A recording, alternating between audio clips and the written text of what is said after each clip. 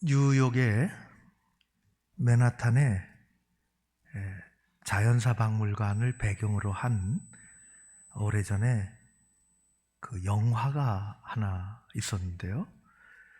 그것이 히트를 치니까 또 두 번째 영화를 거의 비슷하게 만들었는데 영국에 가서 만든 영국 박물관 그래서 그 제목은 그 박물관은 살아있다입니다. 내용이 간단한 것은 주인공이 이게 어떻게 생활고가 힘드니까 박물관에 취직을 했는데 야간 경비였습니다. 그러니까 저녁에 남들 다 퇴근할 때 저녁에 들어가서 사람들 다음날 출근할 때 그때 밤새 경비를 보고, 경비 특별히 볼 건 없잖아요. 그래도 문 걸고 퇴근하고 그런 겁니다. 첫날 직원들이 이상한 눈치를 하고 퇴근을 했는데 이분은 이제 출근을 하고 보니까 박물관이 밤에 다 잠겨 있고, 그런데 막 이상한 소리가 자꾸만 들리는 거예요. 그래서 가보니까 어디 보니까 이게 박물관이라는 게 다 박제된 동물들, 밀랍 인형들, 그런 것들, 공룡 모형들, 이게 막 살아서 움직이기 시작하고 지네들끼리 난리를 피고 싸우고 너무너무 정신이 빠졌는데 다음날 아침에 저 동쪽에서 해가 뜨니까 어느새 그랬냐는 듯이 쫙 잠잠하게 그래요. 밤마다 그런 일이 일어나는 그런 에피소드들이에요.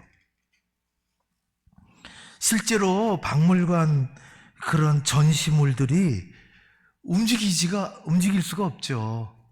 다 죽은 것들이고 모형으로 만들어 놓은 것들인데, 그래서 어느 그 성경학자는 교회들을 이렇게 저렇게 나눌 때에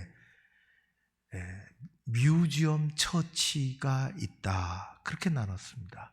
박물관과 같은 교회, 과거에 유물이 전시된 박물관 같이 움직이지 않는, 전혀 가만히 있는 과거 지향적인 교회가 있는가 하면 동네 시장같이 매우 움직임이 활발한 현재 진행형 교회가 있습니다. 교회 원형은 출애굽 광야길을 걸어가는 그 광야 성막이잖아요. 한 군데 잠시도 가만히 있지 않습니다. 우리 교회는 말씀이 선포되고 성령께서 역사하시는 움직이는 현재 진행형 교회가 되어야 할 줄로 믿습니다. 광야와 같은 세상 한가운데서 하나님의 나라를 향하여 움직이는 현재 진행형의 교회의 특징은 말씀과 기도가 있다는 것입니다. 그래서 성령이 움직이십니다. 성령이 움직이시는 13장은 하나님 나라의 많은 비유가 나옵니다. 하나님은 말씀이라는 씨를 뿌리는 농부와 같고, 교회와 우리의 마음은 그 씨앗이 뿌려지는 밭과 같다고 두 가지가 그렇게 되어 있습니다. 13장 첫 번째 우리가 읽지는 않았지만은 거기 우리가 너무 잘 아는 말씀이 13장 첫 번째 기록이 되어 있어요. 처음으로 말씀의 씨앗이 뿌려지는 우리의 마음밭이 네 가지가 있다고 예수님 그렇게 말씀하셨어요. 내용은 그렇습니다. 사람의 마음에 길가밭이 있고, 길가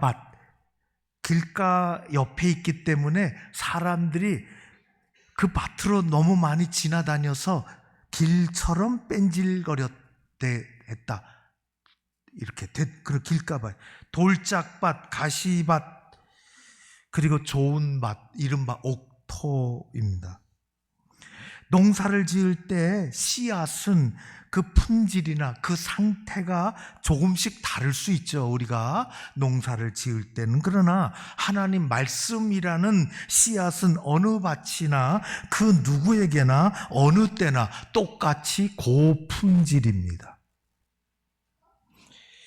병든 씨앗이나 오래돼서 메말라버린 씨앗이나 불량 씨앗이 없습니다. 하나님 말씀은 언제나 그 안에 태초의 생명력을 가지고 있습니다. 빛이 있으라. 우리가 늘 말하지만 하나님 말씀 한마디로 태초의 암흑을 가로지르며 온 우주에 빛이 있었습니다. 하나님의 생명의 말씀은 주로 명령조입니다. 명령입니다. 명령. 빛이 있으라. 땅과 하늘이 있으라. 산에는 짐승이, 바다에는 물고기가, 하늘에는 새가 있으라. 말씀은 그래서 살아있고 운동력이 있습니다. 말씀대로 이루어지는 것입니다. 말씀은 그래서 명령입니다. 나를 따르라. 따라오지 않을래? 예수님은 그렇게 말씀하시지 않습니다.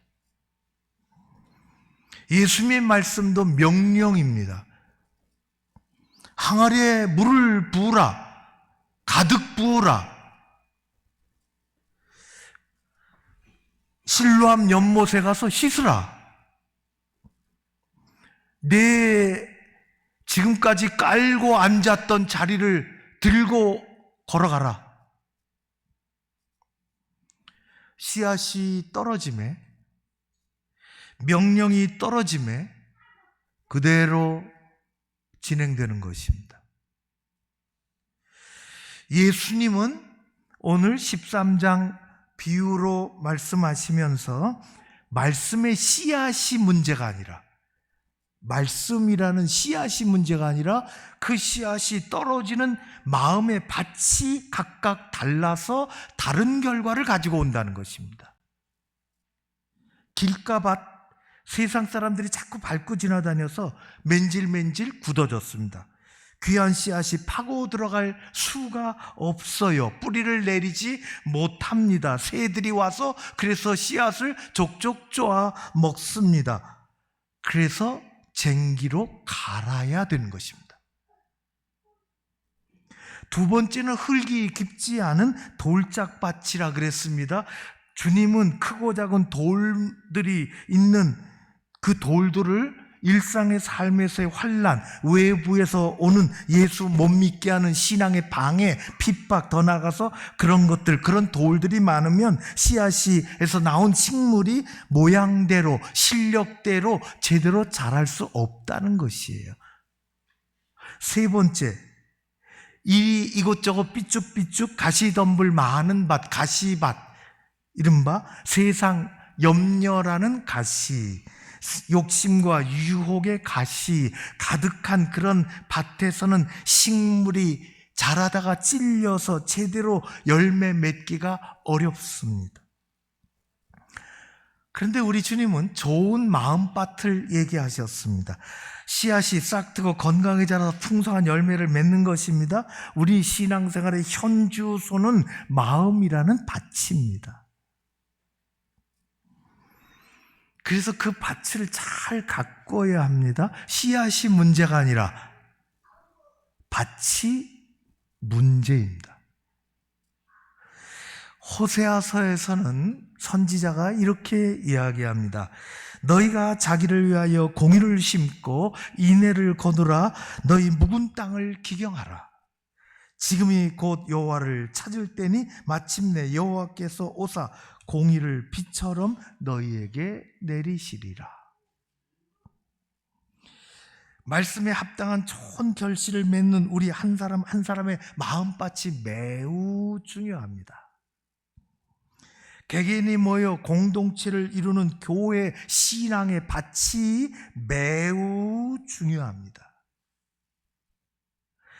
말씀이 뿌려지는 사람들의 밭, 말씀이 선포되는 교회라는 밭, 우리가 잘 기경하고 잘 신앙생활을 해야 하는 것입니다. 밭의 중요성을 네 가지 밭으로 나누어서 말씀하신 예수님은 오늘 우리가 읽은 본문은 조금 더 진전되어 있습니다. 좋은 씨앗과 가라지에 대해서 말씀하십니다. 다른 밭에 뿌려진 것이 아니라 씨앗과 가라지가 같은 밭에 뿌려졌습니다. 우리 오늘 읽은 24절, 25절 말씀을 우리 같이 읽을까요? 화면에 예수님이 그렇게 말씀하셨습니다. 이제 밭은 같습니다. 뿌려지는 게 다릅니다. 읽겠습니다. 예수께서 그들 앞에 또 비유를 베풀어 가라.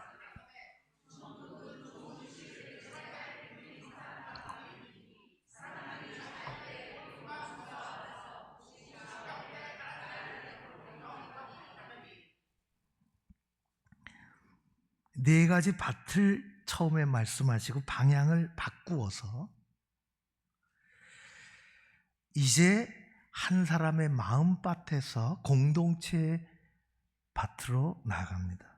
오늘 우리가 아까 읽은 말씀 보면은 천국은 좋은 씨앗을 제 밭에 뿌렸다 그래요. 제 밭에. 천국 자기 밭입니다. 다시 말하면 하나님의 밭이요, 예수 그리스도의 밭입니다. 자기 제 밭에 뿌렸어요. 잘 뿌렸어요. 근데 사람이 잘 때 여기 자는 게 우리 육신의 이 피곤함을, 그리고 수면, 그런 게 아니라 이게 영적인 눈이 감겼을 때입니다. 몰래 그 밭에 사단이 와서 가라지를 뿌렸습니다. 아시죠? 사단도 좋은 밭이 필요합니다. 사단도 좋은 밭이 필요합니다. 자기 나름대로.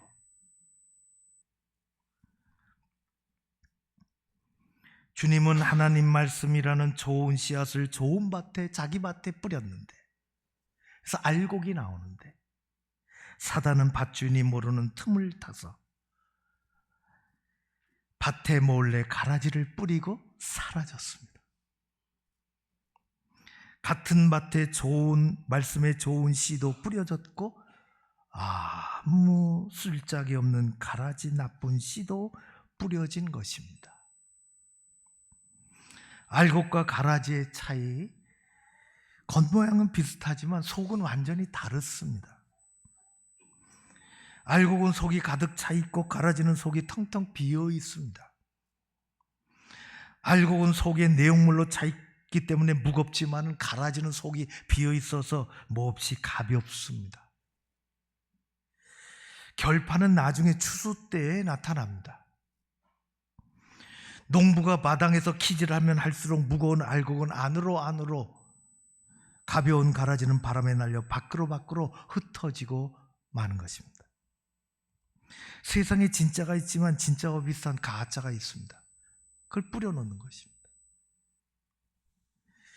저는 가보지는 않았지만 오스트리아 비엔나에 임페리얼 박물관이 있는데, 그 박물관에 여러 유물들, 그림들 가운데 17세기 안토니 반 다이크가 그린 독특한 그림 한 점이 있다고 합니다. 그 그림은 로마 황제가 교회에 들어가려고 하는데 주교가 문을 막아선, 그래서 제목이 못 들어갑니다 라는 제목의 황제를 저지하는 그림입니다. 그 역사적인 내용은 이것입니다. AD 390년에 데살로니가에서 시민들이 로마의 폭정을 항거하는 반란을 일으키고 황제 데오도시우스 1세는 이를 진압하기 위해서 데살로니가 시민들 1000명 넘게 학살을 했습니다. 이 일로 말미암아 교회는 로마 황제를 엄히 정죄했습니다. 그 후에 데오도시우스 황제가 밀라노에 갔을 때 교회를 방문하려고 하니 그 당시 유명한 암브로시우스 이 주교가 교회에 들어가려는 황제를 가로막고 못 들어갑니다. 그렇게 했습니다. 암브로시우스의 이런 태도 앞에서 황제가 매우 당황했죠. 우리 천국에 다 갔는데 천사가 나타나서 못 들어갑니다. 겁나는 얘기입니다. 그래서 황제가 왜 못 들어간다고 가로막는지를 알죠. 성경이 다윗도 죄를 지었는데 왜 내가 못 들어가냐? 모두가 죄인인데 내가 이렇게 못 들어갈 이유가 없지 않느냐 얘기하는 거죠. 암브로시우스는 황제에게 말했습니다. 모두가 죄인인 것이 맞습니다. 그러나 다윗은 회개했습니다. 진짜와 모방하는 것은 다른 것입니다. 그렇게 얘기했습니다. 진실과 모방은 비슷하지만 다릅니다. 진짜와 가짜는 비슷하지만 다릅니다. 알곡과 가라지는 비슷하지만 전혀 다른 것입니다.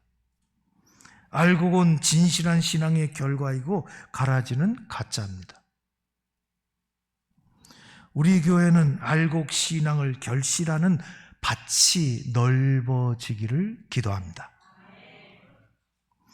하나님이 뿌리시는 씨는 알곡입니다. 제 밭에 뿌렸습니다. 교회에도 뿌리시고 사람의 마음에도 뿌리십니다.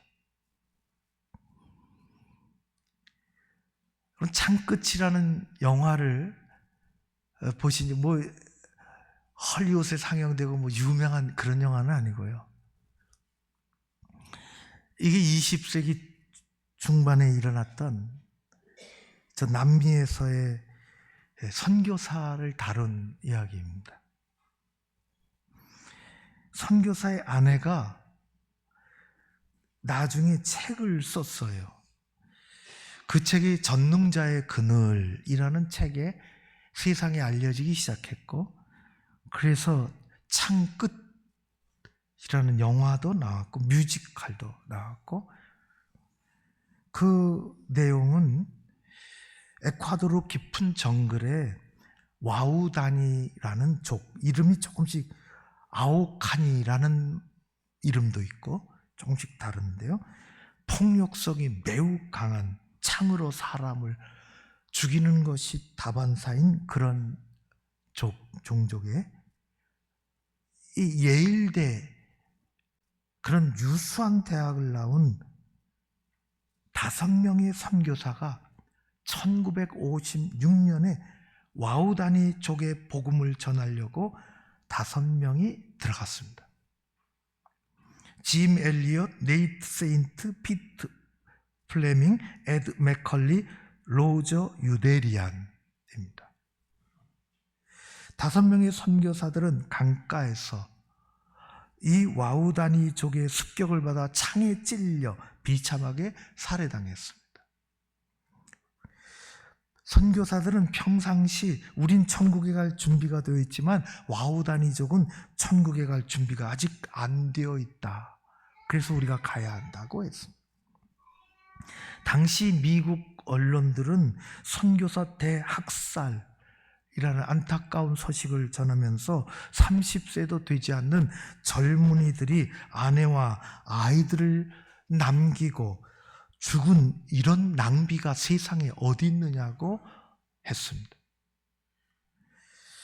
그러나 그것은 낭비가 아닙니다. 씨를 잘못 뿌린 게 아닙니다. 아내들이, 남편이 아이들 남겨놓고 그렇게 죽은 아내들이 다시 교육을 받고 아이들 데리고 그 정글로 들어갔습니다. 아이들을 밀림에서 키우며 사랑의 복음을 전했습니다. 와우다니족은 차츰차츰 창으로 사냥감을 죽이는 거지 사람을 죽이는 게 아니라는 것을 깨닫기 시작했습니다. 마음밭에 하나님의 말씀의 씨앗이 뿌려지기 시작했습니다. 세월이 지나 키모라는 이 원주민 사람이 회개하고 변하여 와우다니족의 최초의 목사가 되었습니다. 그는 목사로서 그 밀림에서 같이 큰 선교사 자녀에게 선교사가 찔려 죽은 그 강가에서 세례를 주었습니다. 그래서 후에 아내가 전능자의 그늘이라는 책을 쓰게 된 것이고 세상에 알려지게 되었습니다. 매우 선교 역사에서 우리에게는 일어나지 않을 법한 그런 일들이 기록이 되어 있습니다. 하나님의 사랑은 위대하고 하나님의 말씀은 엄청난 생명력을 가진 씨앗이 되어 밭에 떨어지는 것입니다. 하나님은 알곡 씨앗을 뿌리시지만 사탄은 가라지를 뿌리고 사라집니다. 예수님이 그렇게 말씀하셨습니다. 빛이 있으면 어둠이 있고 진실이 있는 곳에 거짓이 있는 것처럼 사탄은 거짓과 어둠을 뿌립니다. 예수님의 12제자들이 있었잖아요. 공동체 12제자들. 예수님은 그들의 마음에 하나님의 말씀, 생명, 은혜의 말씀, 씨앗을 정말 많이 뿌리셨어요. 나중에 거둘 것입니다. 그게 오늘 똑같은 말씀이에요. 제 밭에 뿌렸습니다. 예수님이 많이 뿌리셨죠. 그러나 사단은 유독 그 중에 12 중에 가롯 유다를 찾아내서 의심의 가라지, 배신의 가라지를 뿌렸습니다. 요한복음은 한치의 주저함도 없이 이것을 그대로 얘기합니다. 오늘 예수님이 말씀하신 이것이 그대로 나타나는 것입니다. 요한복음 13장에 이렇게 되어 있습니다. 유월절 전에 예수께서 자기가 세상을 떠나 아버지께로 돌아가실 때가 이른 줄 아시고 세상에 있는 자기 사람들을 사랑하시되 많이 씨앗을 뿌리셨어요. 끝까지 뿌리셨어요. 사랑하시니라. 그러나 마귀가 벌써 시몬의 아들 가롯 유다의 마음에 가라지를 뿌려놨습니다. 예수 팔려는 생각을 뿌려놨습니다. 사단은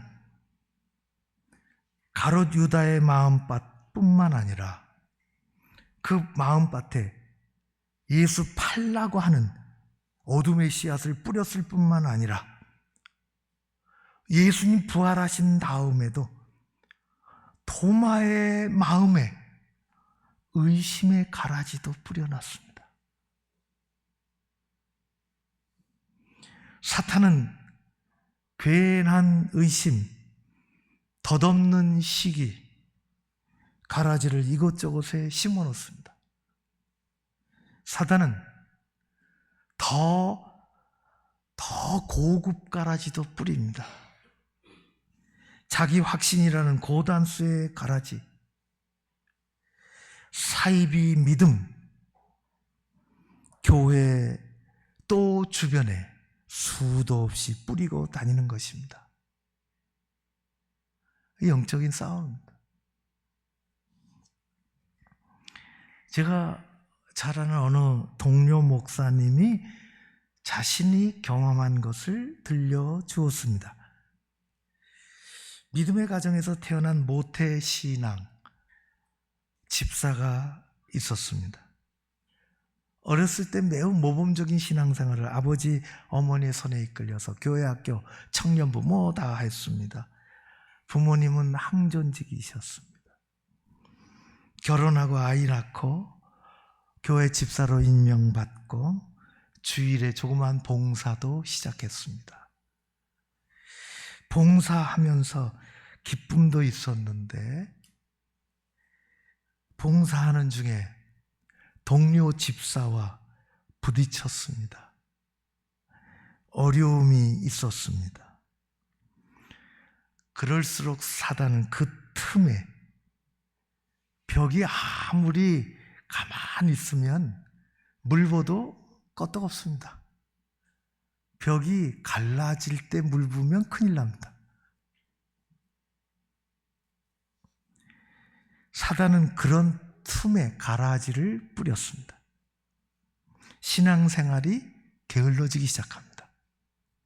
점차 주일도 예배도 처음에는 남이 느끼지 못할 정도로 소홀해집니다. 그러나 그것이 남의 눈에 띕니다. 안 보이는 것입니다. 이상하게 행동합니다. 목사님이 이제는 안 되겠다 생각해서 만나자고 했습니다. 그 집사님이 목사님에게 대들듯이 이야기합니다.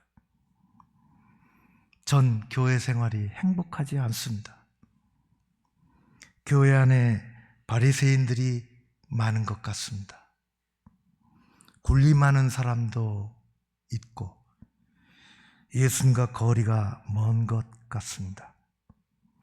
그 가운데 더 나아가서 이렇게 얘기합니다. 그 가운데 저희 아버지와 어머니도 계십니다. 죄송하지만 목사님도 그 가운데 한 분인 것 같습니다. 주일에 교회 오는 것보다 산에 가는 것이 훨씬 행복합니다. 사람이 뒤틀려지기 시작하면 모든 것이 꼬여 보입니다. 영적 교만 가운데 호기를 부리며 마르던 그가 어느 날 교회에 오지 않고 산에 갔다가 그만 추락하는 일이 일어났습니다. 살다 보면 넘어지죠. 사다리에 올라갔다가 떨어질 수도 있습니다. 그러나 그 집사의 주일 산행에서 추락한 것은 신앙의 추락을 보여주는 영적인 사건이었습니다. 악한 사탄은 젊은 집사 자신도 모르는 사이에 마음에 가라지를 많이 뿌려놨습니다. 하나님의 능력의 말씀이 우리 안에, 우리 교회 안에 더 크게 자리 잡도록 우리는 그렇게 격려하고 신앙생활하고 말씀을 잘 받아야 할 것입니다. 살아있고 생명력이 가득한 하나님의 말씀이 우리 가운데 충만하면 아무 쓸모없이 바람에 날아가는 가라지 같은 사탄의 유혹, 거짓, 자기의 그런 것들이 힘을 쓰지 못하는 것입니다. 세상에 있는 교회 공동체는 완전하지 못합니다. 온전하지도 못합니다. 주변을 보십시오. 뉴스에 오르내리는 교회, 마음에 거슬리는 교회가 얼마나 많이 보이는지 모릅니다. 세상에 있는 교회가 그렇다고 다 그런 것이 아닙니다. 그런 교회들이 두드러지게 보일 뿐입니다. 부족하고 허점만 보려면 한이 없습니다. 사탄이 색안경이라는 가라지도 씌워놓죠. 우리 주변을 둘러보면 복음의 정신을 잃어버린 교회, 오류에 빠진 목회자도 있지만 바른 길을 가려는 좋은 교회, 하나님의 부르심 가운데 열심을 내는 충성된 목회자도 꽤나 많습니다. 말씀과 은혜를 사모하며 바르고 선하게 살려는 신실한 그리스도인들이 얼마나 많은지 모릅니다. 뒤늦게 복음을 깨닫고 자신의 삶을 말씀 안에서 다시 긍정하며 앞을 향하여 나아가려고 하는 일꾼들이 얼마나 많은지 모릅니다. 교회는 그래서 움직입니다. 우리 안은 그래서 말씀의 알곡으로 채워지는 것입니다. 사랑하는 성도 여러분, 옥토와 같은 좋은 마음밭의 소유자, 가라지가 심겨지지 않는 바른 말씀의 공동체가 되어지기를 주의 이름으로 축원합니다. 고마우신 아버지 하나님 감사합니다. 우리를 사랑하셔서